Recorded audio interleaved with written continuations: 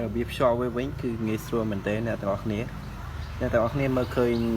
សម្រាប់តភ្ជាប់វាហ្នឹងគឺសេរីរបស់វាតហ្នឹងគឺសម្រាប់ជាប់នេះឃើញទេបងប្អូននេះតាមនេះមកនេះឃើញទេនេះខ្សែភ្លើង220ចូលតាមនេះមកបាទអ្នកទាំងអស់គ្នាឃើញទេបន្តមកយើងដាក់តាមពូល1ពូល2ពូល3ពូល4យ៉ាងមកនេះនេះយើងភ្លើងចូល220មកនេះមកអានេះខ្សែនើតយើងហ្នឹងតភ្ជាប់មួយនេះក៏បានតតាមសេរីចឹងក៏បានដែរបងប្អូនទាំងអស់គ្នាហើយងាយស្រួលមែនតើនេះខ្សែវាហ្នឹងខ្សែគឺមាន2 4 6 7ខ្សែបាទអ្នកនរគ្នាខ្សែមាន7ខ្សែគឺងាយភ្ជាប់ទេអ្នកទាំងអស់គ្នាអាចទិញយកភ្ជាប់ខ្លួនឯងក៏អាចតបានដែរហើយងាយស្រួលទេហើយស្រួលប្រើវាបញ្ជាចម្ងាយបាន100ម៉ែត្រអ្នកនរគ្នា100ម៉ែត្រភ្ជាប់បានចុច cm មិន